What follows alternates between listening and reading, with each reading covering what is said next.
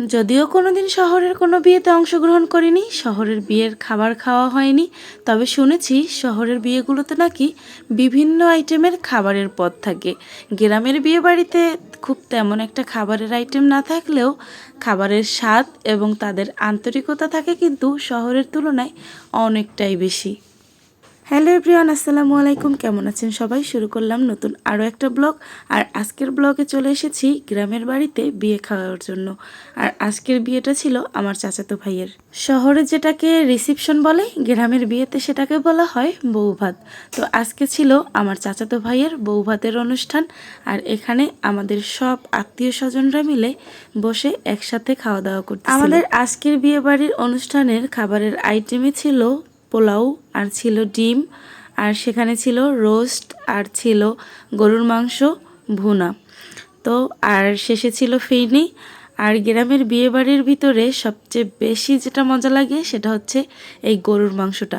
গরুর মাংসটা এত মজা করে রান্না করা হয়, এই গরুর মাংসর স্বাদটাই থাকে অন্যরকম।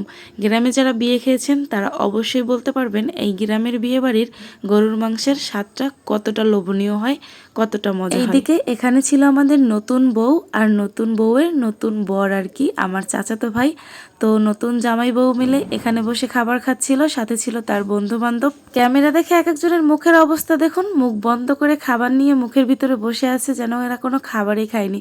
আর এইদিকে টেবিলের বাটির দিকে তাকিয়ে দেখুন, বাটি একদমই ফকফকা, তার মানে বাটির সব খাবার এরা খেয়ে নিয়েছে। কিন্তু ক্যামেরার সামনে এমন ভাব ধরলো যেন এরা কোনো খাবারই খাচ্ছিল না। আর ওই যে বললাম বিয়েবাড়ির ফিরনির কথা, এটা হচ্ছে বিয়েবাড়ির সবচেয়ে মজার একটা পার্ট। এই ফিরনিটা এত মজা হয়, যারা গ্রামের বিয়েতে কখনো অংশগ্রহণ করেছেন তারা অবশ্যই কমেন্ট করে জানাবেন আপনাদের কাছে কেমন লাগে। আমার তো বেশ ভালোই লাগে ফিরনি খেতে। আর এইদিকে আমার চাচাতো ভাই, ওর অবস্থা দেখুন, মানে আমাদের খাওয়ার পার্ট প্রায় শেষ হয়ে যাচ্ছে আর এইদিকে ওর কিন্তু খাওয়াই শেষ হচ্ছিল না। ও কিন্তু গরুর মাংস মানে অনবরত খেয়ে যাচ্ছিল। আর আমি যখন বললাম যে আরেকটু দেই, এ বলে না না না, আর দিস না, কিন্তু আমার হাত টেনে মানে গরুর মাংসগুলোর শেষমেশ নিয়েই নিল। আর এইদিকে আমার চাচাতো বোনের অবস্থা দেখুন, মানে খেতে খেতে কি একটা অবস্থা, ফ্যানের নিচে বসে সুন্দর রিল্যাক্সে আরাম করে খাচ্ছিল। আর এইদিকে মাথায় হাত দিয়ে বসে আছে, ক্যামেরার সামনে মুখ বন্ধ করে আছে, যেন এরা কোনো খাবারই খায় না। আসলেই কি ব্যাপারটা এরকমই ঘটে, ক্যামেরা দেখলে সবাই চুপচাপ হয়ে যায়, তাই না বলুন তো? তো আজকের ব্লগটা আপনাদের কাছে কেমন লাগলো অবশ্যই আমাকে কমেন্ট করে জানাবেন।